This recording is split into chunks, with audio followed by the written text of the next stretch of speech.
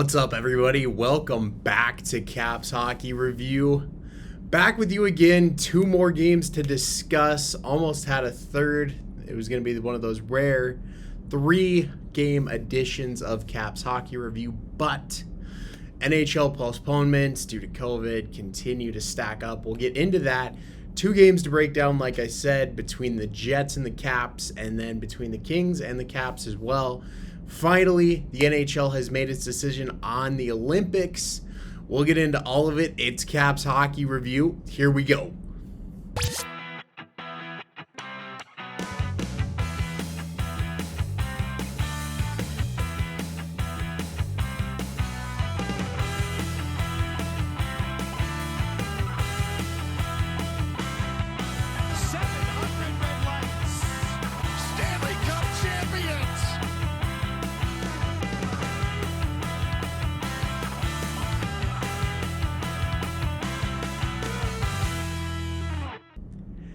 And off we go. Caps Hockey Review underway yet again, ladies and gentlemen. I appreciate you tuning in. I think we'll start with these games and kind of roll through these. I really liked parts of both of these games for the Caps, and there were some parts I really didn't like, and maybe some cause for concern. Some similar themes throughout both of these games that we'll discuss. And we'll just kind of see where it takes us here. So to start off, in Winnipeg, the Caps, they're dealt another blow. Backstrom comes back for that one game in Chicago, hits the COVID protocol. Okay, so he's out. Kuznetsov's out. Your top 2 centers down, the Caps having to get more creative with their lineup, and we'd see in this game, they're going to roll 11 forwards and 7D. That's interesting. Matt Irwin slotting in as the 7th D, slotting up on forward from time to time as well. So probably some forward in his background. I haven't done my research yet, but interesting call by Laviolette. But odd times and odd situations caused by this, this kind of resurgence of COVID has obviously forced teams to make some changes and make some concessions due to unavailable players. So for the Caps, we would also see Vitek Vanacek get back in. It's been a little bit since we've seen him. Haven't really seen him in any back-to-back games, which we'd see here. He played great in Winnipeg. I will say he was probably the brightest spot in this game for the Caps. Ovi was really good, had a ton of chances, just couldn't quite cash them in. Would eventually score an empty netter. Daniel Sprong as well. Spronger, I said it in the previous video, he is such a streaky player. When he is hot, he's hot, and he continues it in this one. Great game for Spronger. Got a little bit of I don't know what you want to call it, maybe a little bit of a chewing from old Ovi over here on the bench, telling him, you got to go to the net, Spronger. You got to go to those dirty areas. It's not always going to come from, you're not always going to snipe. You have to go to those dirty areas. They had a bit of a conversation. Sprong ends up scoring a goal. Ovi gives him a big hug. So it's all good in the hood for the Caps.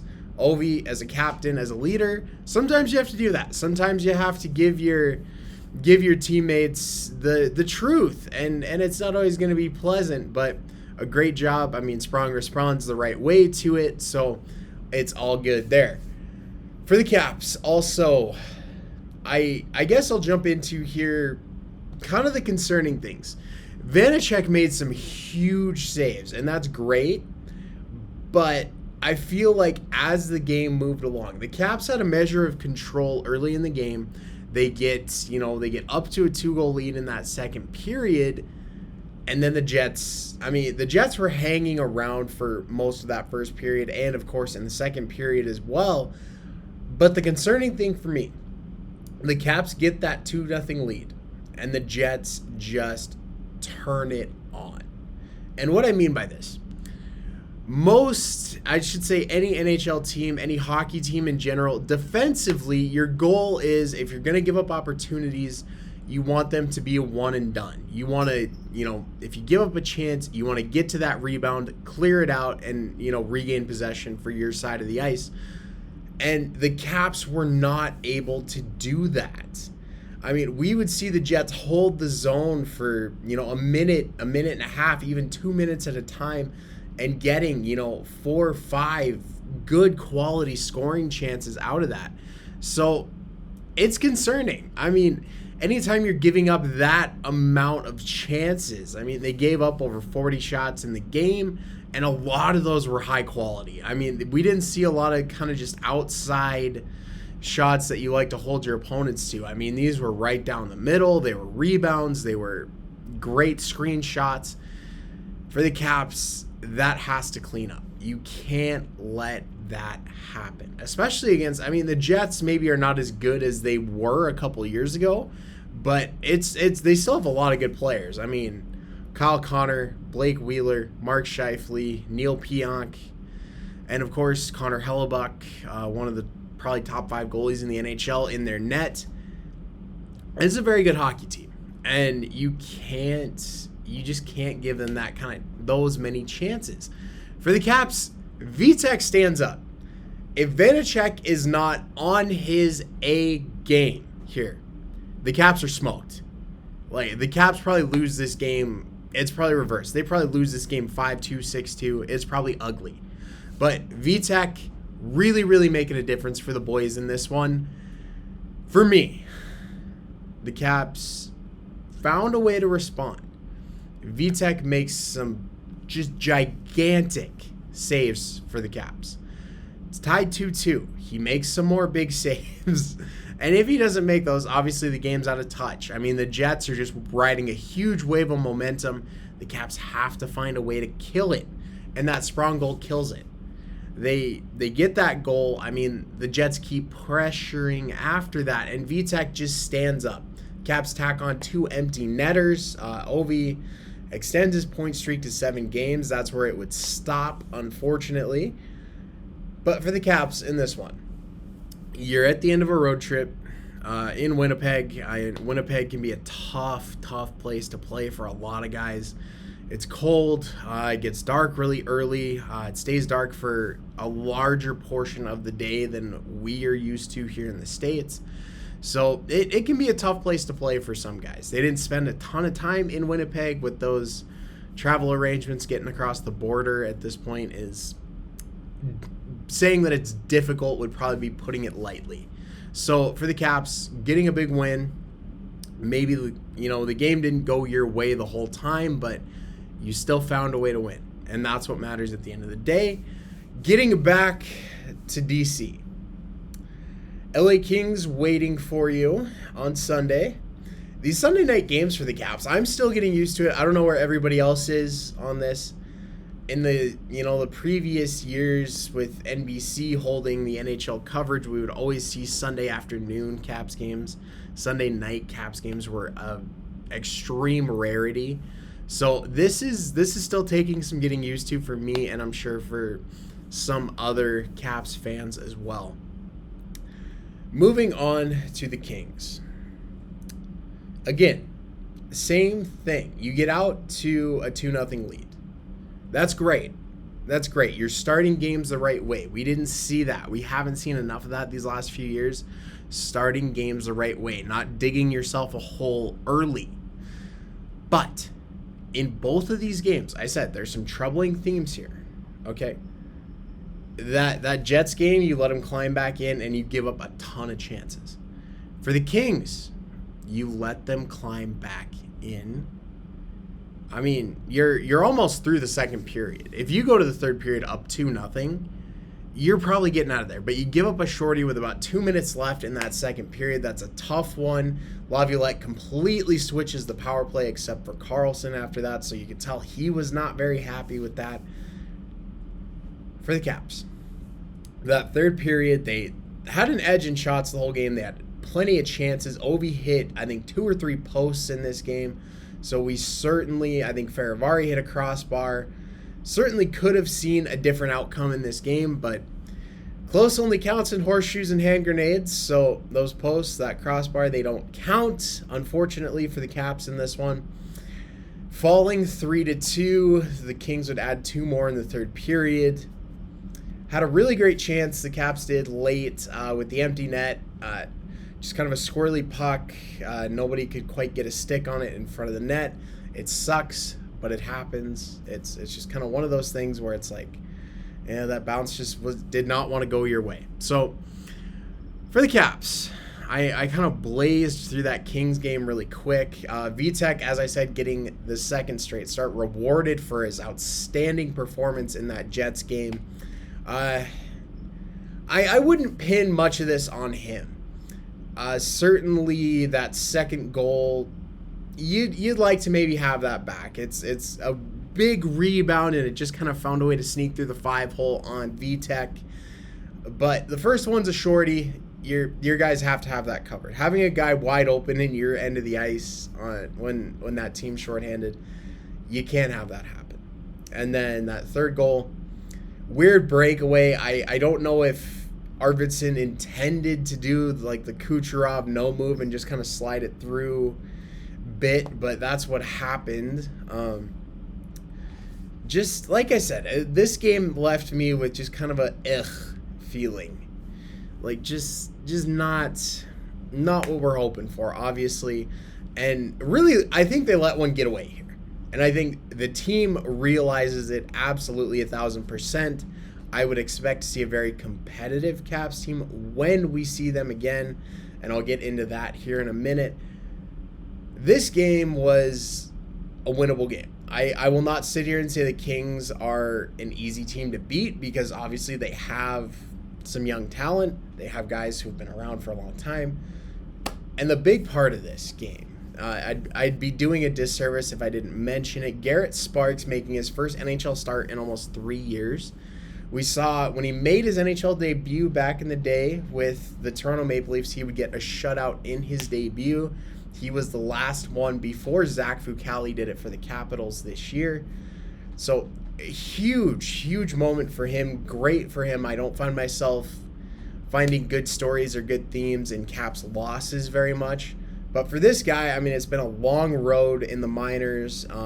Obviously, in that Maple Leafs system, he was not even the second option at that point. But getting in with the Kings and really had a great performance for them. So great for Garrett Sparks. Unfortunately, it comes at the expense of the Caps, but looking at stories in sports and what makes a good story, and the story of a game, this is one of those. I mean, this is one of those special moments. It's one of those heartwarming moments that make you realize just how difficult it can be for some of these guys at the NHL level, and to see this guy get this win and maybe, see himself in the NHL a little more, great for him.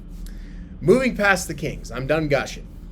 Moving past the Kings, the Caps were supposed to play against the Philadelphia Flyers on Tuesday night, the 21st. That did not happen. The NHL already had announced before that, the night before, all games after Wednesday would be postponed, and that would start the Christmas break for the NHL. They would pick play back up on the 27th. Well, the Caps postponed on Tuesday after Daniel Sprong and Justin Schultz were pulled from the morning skate. Positive COVID tests, the list grows for the Caps. Kuz, still haven't seen him from COVID. Backstrom, Oshie, obviously. Now Sprong and Schultz. We can have these issues. I mean, I think they're going to continue as long as the NHL continues to test every day. The NFL has announced they will stop testing asymptomatic players on a daily basis. And I know this is a very hot button issue. I know there are people who stand on very different sides of this discussion. I am not going to argue one way or another. I'm going to state my opinion on this, what the NHL should do. If you agree with it, great. If not, it's your right. I understand if you don't. For me, I think the NHL should give the players an option. For asymptomatic players, leave it up to them. If they want to be tested every day, if they have, a a close person in their life, a family member, a good friend, whoever that is maybe at high risk for COVID, has some of those risk factors that we hear so much about. If they want to be tested every day to ensure the safety of maybe those around them off the ice, sure, leave it open for them. For those who do not want to be tested every day, who are asymptomatic, they shouldn't have to. If they don't feel sick, if they don't show symptoms, then they shouldn't have to test. That's my opinion. Will the NHL do that? Who knows? I think in getting into that, you have to rely more on players being honest about, I don't feel good. And, coaches and trainers are going to have to be so much more vigilant too about, this guy just doesn't look right. He looks sick. I mean, it's a difficult situation. I'd be shocked if the NHL went away from just testing everybody on a daily basis. And also my understanding is that for Canadian teams, an optional testing protocol would not even be a possibility at this point. Apparently, I've heard this discussed on NHL Network Radio, as if any of them would hear this, so I don't really need to give them a plug. But apparently, it would violate provincial law in Canada to not test every single player every day. So for Canadian teams, a testing protocol that's optional is off the table from the sounds of it. And I don't think the league is going to implement protocols for team in the States versus protocols for teams in Canada. I just don't think it's going to happen. So for the NHL, I think, we've seen it before. Colds, flus, and of course COVID, it spikes with cold weather. You see cases increase, you see occurrences go up, however you want to word it. We're going to see this continue. With testing every day, we're going to see it. It really sucks for the players, especially if they're not showing symptoms. It's really unfortunate. We can have a whole discussion about that and a whole debate about that, and I'm not going to. I think it's a waste of breath. It's a waste of time. So I will leave it at this. The Caps and the rest of the NHL, I think it's going to be a long road to get through all this. I think we're going to see more postponements, and we're going to maybe possibly see a season paused again if they don't find a way or a method to kind of curb the increasing rates of COVID among players. So, and what I'll lead into here is the Olympics. It's made the rounds by now. NHL players will not participate in the Olympics in 2022. The Olympic break is already being filled with that 3-week stretch that no games, so the players go to the Olympics, are being filled with rescheduled games that have been postponed. For me, as a fan of hockey in general, and who really, really wanted to see these guys go to the Olympics and see the best in the world play against each other on that stage, it sucks. I'll be the first to admit it. I'm not happy about it, but I understand it. I said in the previous video, the NHL is going to have to find a way to play a complete season this year. They haven't had a complete one since 2018-19. They have to get it done this year. Just due to, like I said, revenue, fan interest, they have to have a full 82-game season. So, for the NHL players, a few of them have already voiced their displeasure with this. Nick Backstrom was one of those. I've been waiting for this for 8 years. Of course. It's unfortunate, especially for these older players. Who knows if they're going to get another kick at the can if the NHL does decide to go in 2026. I mean, Ovi would be 40 at that point, on the last year of his contract with the Caps. It's tough. It's tough. This is an unfortunate balance, but I think it opens the door I saw a great article about this morning, actually.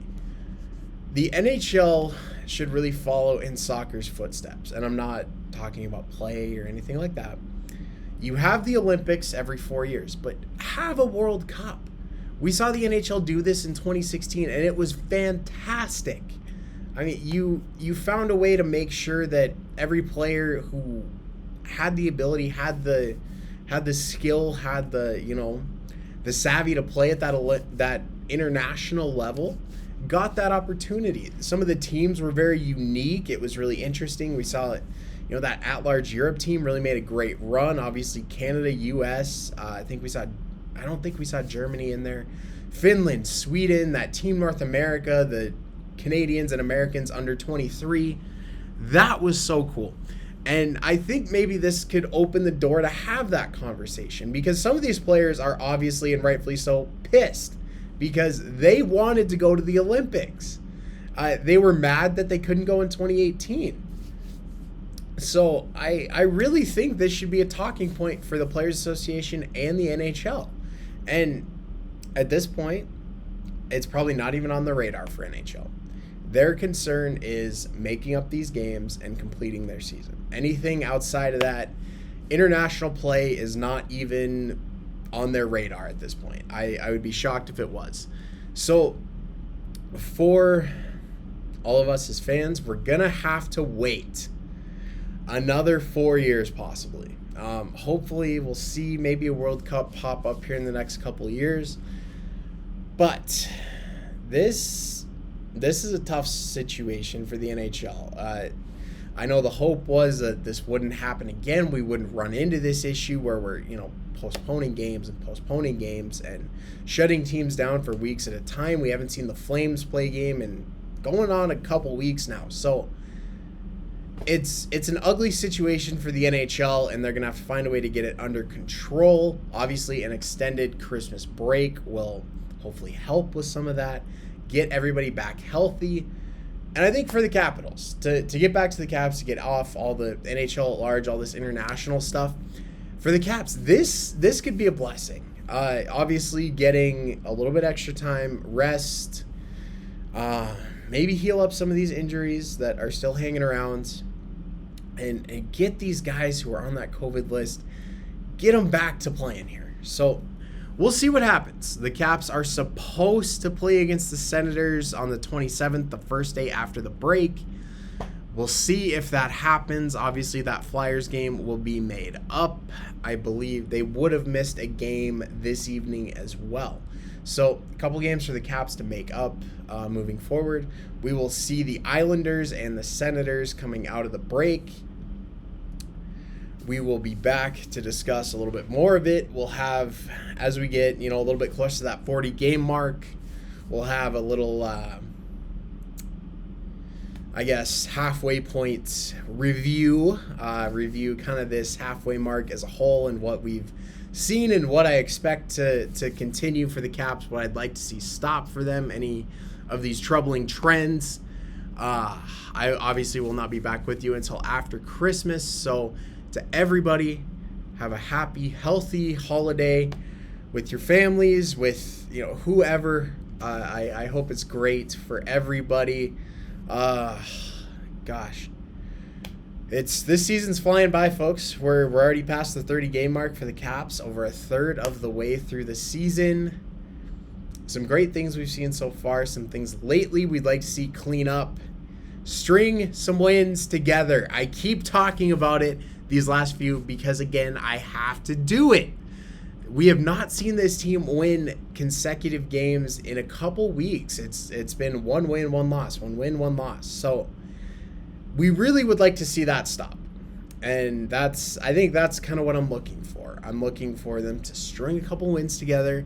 I'm looking for them to get back to playing that Caps hockey, especially late in games. We've seen them, give up these 2-goal leads these last few games. Like to see them clamp down and hang on to those and just kind of, work the game back to their favor. That's what we'd like to see. Will they be able to do it? I mean, Ottawa, kind of a struggle team this year. The Islanders, a huge surprise with their struggles. But this Caps team just needs to win 2 games. I don't care who it's against. They just need to find a way to win back-to-back games, get back on track, and of course, get some of these guys healthy.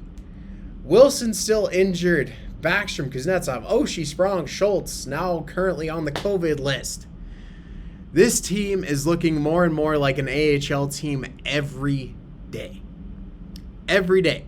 They are the Hershey Capitals, the Washington Bears, however you want to word it. We're seeing a very strong minor league presence on this team. So the fact that they've done so well is pretty good. I mean, it's kind of surprising. When you look at the lineups they're icing every game, it's like, wow, that might be a tough game. But they're finding ways to win, and they're finding ways to keep games close. We just like to see them get back to looking like this NHL roster that we were supposed to see this season, that we have not seen in its entirety at all this year. Backstrom was out, obviously, to start the year. We've lost Mantha. Oshie and Sherry have been out a decent amount. Now Wilson's out. I think this team can be very, very good, and I'm really curious to see what they actually are going to look like and what this group is going to be. How good are they going to be together? I'm rambling. I'm going a million miles a minute here, but that's what I'm looking for coming out of the break. All these good things. We want to see the good things come back, and we want to see those bad things start to die down a little bit. So I will be back with you, like I said, after the holidays to discuss 2 more games, hopefully. Hopefully we don't get any more postponements. I will be with you to discuss kind of halfway through, and we will continue marching through this season. Until next time, my friends, go Caps. As always, have a happy, healthy holidays. Great times for the Caps. Hopefully they continue, and again, happy holidays. I got off on just a wild tangent here. I'm rambling. I apologize. To end it, go Caps, happy holidays, and we will see you next time.